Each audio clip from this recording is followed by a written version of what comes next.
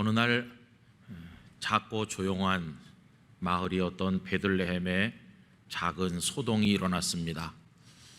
그 이유는 마을 사람들이 깜짝 놀랄 얼굴을 보게 되었기 때문입니다. 다름 아닌 나오미였습니다. 나오미의 가정이 베들레헴을 떠난 지 10년 만에 한눈에 보아도 이스라엘 여성이 아닌 게 틀림없는 낯선 한 젊은 이방의 여자와 함께 나오미가 모습을 드러낸 것입니다. 사람들의 놀라는 모습이 룻기 1장 19절에 기록되어 있습니다. 이에 그 두 사람이 베들레헴까지 갔더라. 베들레헴에 이를 때에 온 성읍이 그들로 말미암아 떠들며 이르기를 이가 나오미냐 하더라.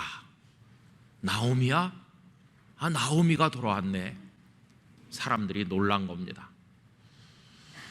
한 10년 만에 만나도 하나도 변하지 않고 옛 모습 그대로 유지하고 있는 분들이 있는데 세월이 그 얼굴에서 멈췄다고 할 수 있을 겁니다. 그런데 어떤 분은 한 2, 3년 만에 만났는데 얼마나 많이 늙고 초췌해졌는지 잘 알아보지 못할 그런 얼굴을 가지는 분들도 있습니다. 생각해 보건대 아마도 나오미는 후자가 아니었을까. 많이 늙고 연약해진 모습으로 나타났을 것이라고 생각합니다. 그러면 도대체 지나간 10년 어간에 무슨 일이 있었길래 나오미는 낯선 여인 하나를 데리고 돌아왔을까? 여러분 잘 아시는 이야기입니다. 본래 나오미의 가정은 베들레헴에서 살았습니다. 하나님께서 그들의 조상에게 주신 기업이었습니다. 그들의 고향이었습니다. 그런데 그곳에 흉년이 다가왔을 때 나오미의 가정은 조금 편히 살기 위해서 이방 땅인 모압으로 이주를 했는데 얼마 되지 않아서 그 남편 엘리멜렉이 세상을 떠났고 말론과 기럨 두 아들을 모압 처녀들과 결혼하게 했지만 이 두 아들마저 너무 이른 나이에 후손도 남기지 못한 채로 세상을 떠나니 나오미의 가정은 잘 살아보겠다고 갔던 모압에서 완전히 다 무너져 내렸습니다. 이젠 더 이상 살고 싶지도 않고 절망하고 또 절망할 수밖에 없게 된 겁니다. 그래서 나오미는 내가 이 땅에 무엇 때문에 남아있겠나 그러면서 모압을 떠나서 이제 고향 베들레헴으로 돌아가기로 마음을 먹었습니다. 큰 며느리를 친정으로 돌려보냈고 작은 며느리도 돌아가라고 강권했지만 이 룻이라는 며느리는 끝까지 어머니를 따르겠노라 했기 때문에 이 며느리를 앞세우고 두 사람이 베들레헴에 도착을 하게 된 것이었습니다. 여러분, 베들레헴으로 돌아오는 나오미의 마음은 어떤 것일까요? 베들레헴의 흉년이 끝났기 때문에 이제는 베들레헴에서 잘 먹고 잘 살 수 있기 때문에 돌아왔나요? 아닙니다. 이제는 먹는 것도 귀찮고 사는 것도 실증나고 이제는 살고 싶지도 않고 사랑하는 이들이 다 떠났는데 아무리 베들레헴에 먹을 것이 풍성하다 할지라도 그거 보고 돌아왔겠습니까? 그건 아니죠. 나오미는 내가 죽더라도 고향 땅에 돌아가서 죽겠다. 하나님께서 주셨던 아름다운 거 다 이제 상실해버리고 이제 그녀의 인생에 남은 그 조각이라도 좀 찾아보려고 베들레헴으로 돌아온 것이었어요. 베들레헴은 하나님께서 주신 기업이었습니다.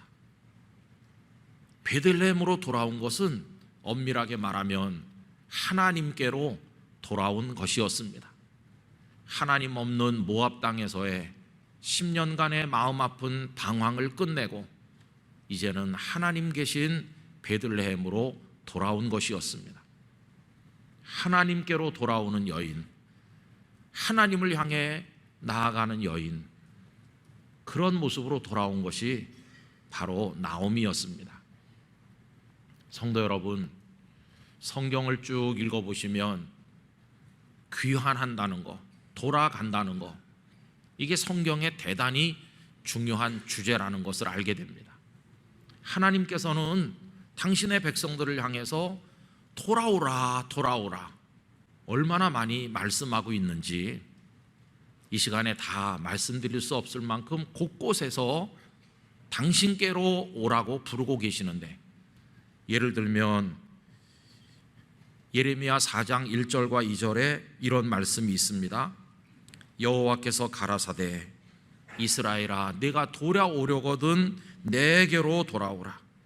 내가 만일 나의 목전에서 가증한 것을 버리고 마음이 요동치 아니하며 진실과 공평과 정의로 여호와의 삶을 가리켜 맹세하면 열방이 나로 인하여 스스로 복을 빌며 나로 인하여 자랑하리라. 하나님께서는 돌아오라, 돌아오라, 내게로 돌아오라 이런 말씀을 하신 것입니다. 돌아옴이라고 하는 것을 신약 성경적인 단어로 바꿔서 말하면 회개라고 할 수 있습니다. 여러분, 회개라고 번역되는 헬라어 단어는 메타노이아인데 방향 전환이라는 뜻을 가지고 있다는 거 아시죠?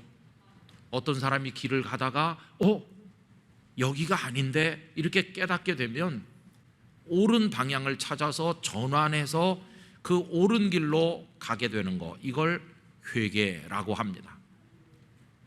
회개한다는 것은 올바른 방향으로 돌아선다는 뜻입니다. 예수님께서는 이 회개야말로 천국을 맞이하는 방법임을 알려주셨죠. 회개하라, 천국이 가까웠느니라. 그래서 성경에 이 돌아온다, 회개한다라는 주제가 얼마나 중요합니까?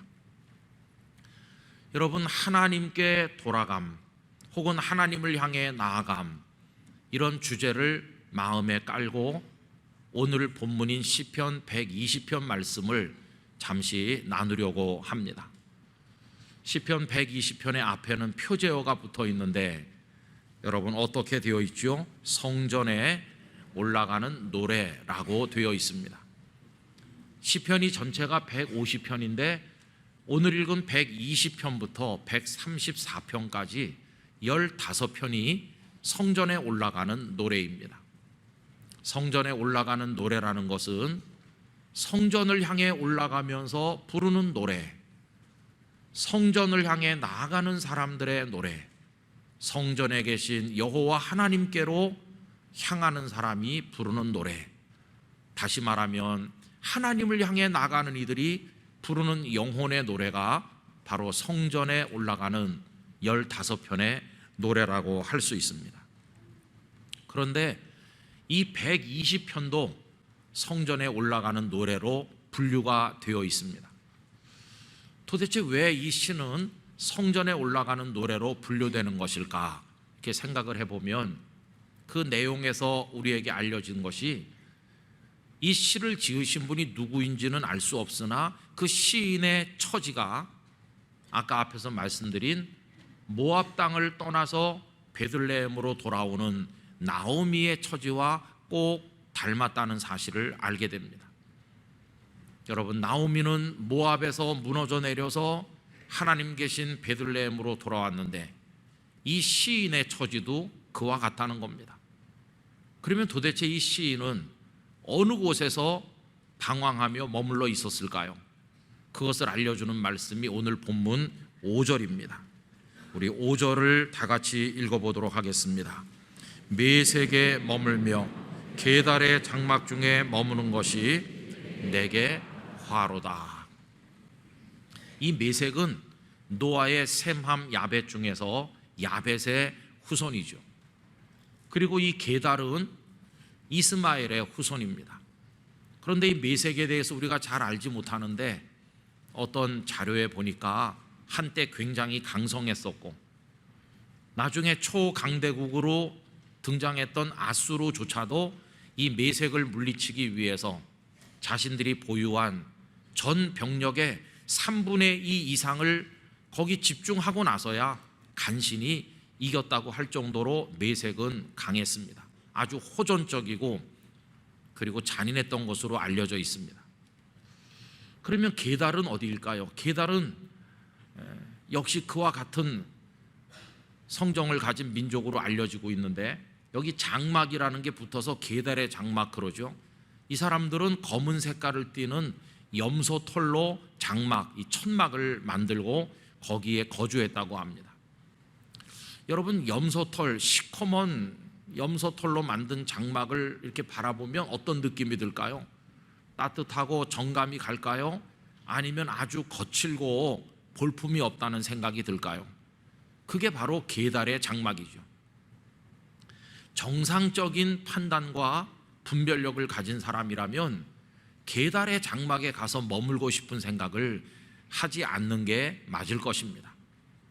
그런데 어찌된 일인지 이 시인은 메색의 길거리를 누비고 그리고 게달의 장막에 가서 머물렀다는 것을 고백하고 있는 거죠. 여러분, 이 게달의 장막, 시커멓고 볼품없는 이 장막이 아주 아름답게 묘사된 것도 있기는 해요.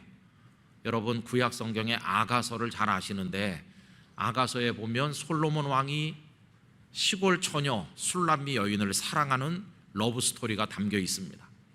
그런데 술람미 여인의 모습을 게달의 장막에다 비유하고 있어요. 왜냐하면 이 처녀가 화장을 곱게 하고 실내에만 머무는 게 아니라 들판에 나가서 뙤약볕 아래서 농사 일을 하다 보니까 새카맣게 그을렀는데 그 모습이 게달의 장막 같다는 겁니다.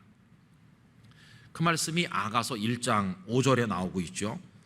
예루살렘의 딸들아, 내가 비록 거무나 아름다우니 게달의 장막 같을지라도 솔로몬의 휘장과도 같구나.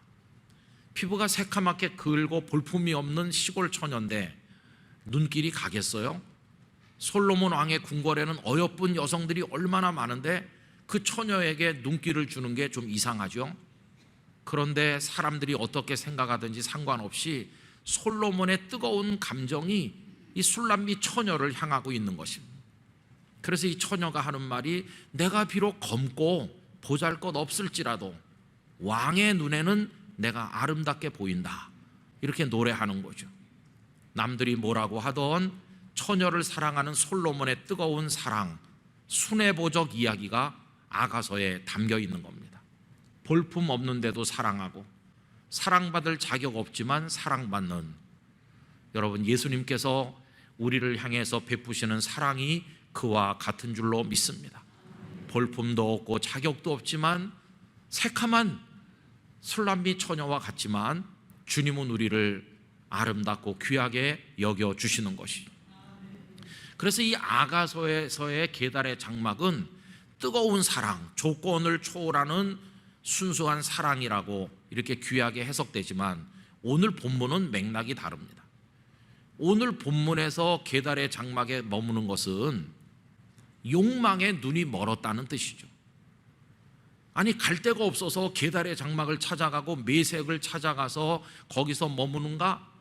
판단력이 다 마비됐구만, 그런 겁니다. 왜 눈이 멀었을까요? 욕망이 가슴에 가득 차면 사람들은 눈이 머는 겁니다. 남들이 다 아니라고 그래도 그게 좋아 보이고 좀 더 편하게, 좀 더 배부르게, 좀 더 내가 하고 싶은 대로 욕망에 눈이 멀면 게달의 장막도 좋다고 그러면서 가는 거죠. 그래서 여기 시인은 지금 그런 입장에서 메색을 찾아가고 게달의 장막에 거하게 되었다는 것입니다. 그럼 여러분, 그 결과가 무엇입니까? 메색과 게달의 장막에 머물렀던 결과는 참으로 마음 아픈 것이었습니다. 마치 잘 살아보겠다고 모압 땅에 갔으나 나오미의 가정이 무너져 내린 것과 똑같이 아버지 품을 벗어나면 마음대로 하고 잘 살 것 같아서 아버지 재산 미리 받아가지고 나갔지만 다 탕진하고 돼지 우리에 누워야 되는 그 탕자가 처한 그 환경과 똑같이 여기 시인도 그곳에서 말할 수 없는 고통을 겪게 된 것이었습니다. 여러분, 그가 겪는 고통에 대해서 2절은 이렇게 말하고 있죠. 여호와여, 거짓된 입술과 속이는 혀에서 내 생명을 건져 주소서. 하나님, 저는 그곳의 사람들이 좋은 사람인 줄 알았어요. 저한테 미소 지으며 손 내밀어 주길래 거기 가면 그들과 행복할 줄 알았어요. 그런데 가보니까 그들의 미소 속에는 다 속임수가 들어있고 그들은 사기꾼과 같고 나를 얼마나 공격하는지 몰라요. 나 지금 죽을 지경이 됐으니 내 생명을 좀 건져주세요. 이 메색과 게달의 장막에 가가지고 이 사람은 너무너무 시달리고 고통받고 죽을 지경이 된 그런 자신의 참담한 모습을 하나님 앞에 고백하고 있는 것이죠. 가슴 속에 아픔, 분노, 그들에게 당한 그 고통을 어떻게 내가 되갚아 줄 수 있을까? 어떻게 원수를 갚을 수 있을까? 이런 게 지금 막 끓어오르는 아주 힘든 상황에 있는 것이죠. 여러분, 그의 분노가 3절과 4절에 나옵니다. 너 속이는 혀여, 무엇을 내게 주며 무엇을 내게 더할꼬? 장사의 날카로운 화살과 로뎀나무 숯불이로다. 무슨 얘기일까요?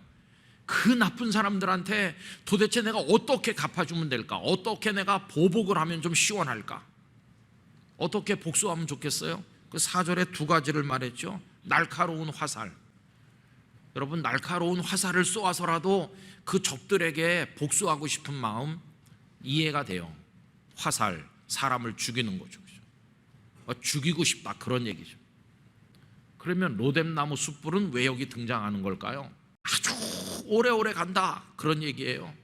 지금 그 못된 사람들이 너무 미워서 복수를 하고 싶은데 막 숯불로 가서 지져주고 싶다는 거예요. 그런데 이게 빨리 끝나면 너무 싱거우니까 한 1년쯤은 타야 된다는 거예요. 이게 무슨 얘기입니까? 이 시인이 얼마나 괴롭힘을 당하고 고통을 받았으면 그의 원한이 이렇게 깊고 분노가 이렇게 클까? 그거를 보여주는 거죠. 후회하고 또 후회하는 겁니다. 내가 왜 여기 머물렀나? 6절과 7절 말씀 보세요. 내가 화평을 미워하는 자들과 함께 오래 거주하였도다. 이 사람들이 이렇게 나쁜 사람들인 줄 모르고 내가 이들과 오래 거주했구나. 나는 화평을 원할지라도 나는 그들과 좀 잘 지내보고 여기서 좀 행복해 보려고 했는데 내가 말할 때 입만 열면 그들은 싸우자고 달려든다는 거예요. 싸우려 하는도다. 이게 120편에 나타난 이 시인이 처해 있는 딱하고 딱한 형편이죠. 모압 땅에 가서 남편도 죽고 아들들도 죽고 살고 싶지 않은 지경에 처하게 된 나오미의 이야기가 여기 그대로 보이는 것 같아요. 자, 그럼 여러분, 이제 이 시인은 어떻게 하면 되는 겁니까? 이런 상황인데 계속 거기 남아서 메색의 길거리를 방황하면서 게달의 장막 한 모퉁이에 앉아서 그들과 싸우면서 계속 거기 있어야 되는 건가? 여러분, 그렇지 않습니다. 대답은 너무나도 분명하죠. 이제는 그곳을 떠나야 되는 거예요. 거기 그냥 있으면 안 되는 거죠. 나오미가 모압 땅을 떠나서 하나님께서 계신 베들레헴으로 돌아오는 것처럼 이제는 메색도 떠나고 게달의 장막도 떠나서 돌아와야 되는 거죠. 돌아올 때가 벌써 지났어요. 누구를 향해 어디로 돌아올 것인가? 반겨주는 참 사랑이 있는 하나님의 품을 향해 돌아와야 된다는 것이에요. 그걸 이야기하고 있는 것이죠. 성도 여러분, 그래서 오늘 이 시편을 통해서 우리가 배우는 것은 돌아가야 된다. 돌아오라고, 내게로 오라고 부르시는 하나님을 향해서 나가야 된다. 그 방향성을, 우리가 누구를 향해 돌아가야 되는지를 오늘 말씀이 보여주고 있습니다. 하나님께서 이 말씀을 읽게 하시는 것은 이제는 일어서라, 일어서서 내게로 돌아오라. 거기서 계속 더 고통받지 말고 성전을 향해 올라와라, 나를 향해 나와라, 이렇게 말씀하는 거죠. 성도 여러분, 우리의 베들레헴을 향해, 우리의 성전을 향해, 우리의 하나님을 향해, 그 따뜻하고 넓은 하나님의 품을 향해 돌아가는 심정으로 하나님을 향하시기를 부탁을 드리는 것입니다. 그 돼지 우리에 있던 탕자, 그는 고심하던 끝에 일어났어요. 내가 왜 여기 누워 있는 건가? 이 돼지들 옆에 왜 누워 있는 건가? 그는 일어나서 아버지의 집으로 돌아가죠. 아버지의 집으로. 이게 복음을 함축하고 있는 우리 예수님의 너무도 귀한 가르침 아닙니까? 아버지 집을 향하여 돌아가는 그 모습을 우리가 알고 있잖아요. 여러분, 고단하고 힘든 삶에서 이제 우리 모두 하나님께로 돌아가길 원합니다. 하나님은 품어주시고 용서하시고 위로하시고 새롭게 만드실 줄 믿습니다. 그래서 호세아 선지자는 돌아가자 돌아가자 이렇게 말했죠. 호세아서 6장 1절, 오라 우리가 여호와께로 돌아가자. 여호와께서 우리를 찢으셨으나 도로 낫게 하실 것이요 우리를 치셨으나 싸매어 주실 것임이라. 여러분, 이게 바로 복음인 것이에요. 돌아갈 때 주님은 우리를 따뜻하게 맞아주실 것입니다. 이제는 다 고통의 땅을 벗어나서 위로와 치유가 있는 땅으로 나가야 되는 것이고, 내 욕망을 분출하고 내 어리석은 생각을 따라 살던 그곳을 떠나서 주님 앞에 무릎을 꿇고 간구하고 주님의 음성을 듣는 성전을 향해서 나가야 되는 것이고, 그리고 하나님의 품 안으로 들어가는 우리 모두가 되어야만 할 것입니다. 나오미의 그 다음 이야기는 잘 아시죠? 그래서 이 룻을 앞세우고 돌아왔는데 아무 희망 없이 살고 싶지도 않은 모습으로 돌아왔는데 하나님은 나오미를 꼭 안아주셨습니다. 그리고 이 룻이 베들레헴에서도 가장 유력한 하나님을 잘 경외하는 보아스를 만나 결혼하게 되더니 두 사람 사이에서 오벳이 태어났고, 오벳은 이새를 낳고, 이새는 이스라엘의 위대한 왕 다윗을 낳으니 나오미는 다윗의 조상이 되었고 이방 여자 룻도 그 영광을 누리게 된 것이었어요.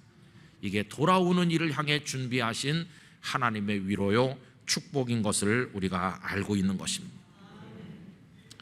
여러분, 성경을 쭉 읽어보면요, 이렇게 성전을 향해 나가는 삶, 자신의 처소에서 하나님의 품을 향해 나가는 이런 삶은 하나님께서 이스라엘 백성들에게 요구하신 삶의 전형이었습니다. 너희 모든 남자들은 절기가 되면 하나님의 성전으로 나가라, 이렇게 하지 않았습니까? 그래서 그들은 다 어느 땅을 분배받아 어디에 살든지 하나님을 향해 성전을 향해 나가는 사람들이었습니다. 우리도 이 땅에 지금 살고 있는데 하나님을 향해 나가는 하나님의 백성의 이 모습을 결코 잃어버려서는 안 될 줄로 믿습니다. 이 지구촌은 매색의 밤거리와도 같고 계달의 장막과도 같아요. 이 지구촌이 정치, 경제, 온갖 환경 재앙, 기후 문제, 전쟁과 여러 가지 기근 갈등으로 그냥 얼마나 밤거리가 죄악으로 가득 찬 그런 도시와 같이 부글부글 끓고 있고 인간의 욕망이 충돌하면서 이 지구촌이 지금 그래요. 계달의 장막이 바로 이 지구촌과 같아요. 이 지금 살고 있는 여기가 떠나야 될 것처럼 어렵죠. 그럼 우리 여기 지금 살고 있는데 어떻게 살 것인가? 우리의 마음을 항상 우리 아버지 하나님을 향해야 됩니다. 하나님께 올라가는 모습으로 살아야 되는 것이죠. 늘 성전을 향하는 심정으로 하나님의 품을 향하여 영원한 천국을 향해서 방향을 잡고 방황하는 나그네가 아니라 목적지를 향해 나아가는 순례자로 하루하루 우리 인생의 나날을 살아가야 될 것입니다. 하나님, 저 너무 엉뚱한 데서 방황했어요. 계달의 장막에 쪼그리고 있던 저를 용서해 주세요. 이제 내가 회개하는 마음으로 돌아옵니다. 내 두 손 들고 하나님께로 향합니다. 그런 마음으로 우리의 남은 생애를 살아가기를 간절히 기원합니다.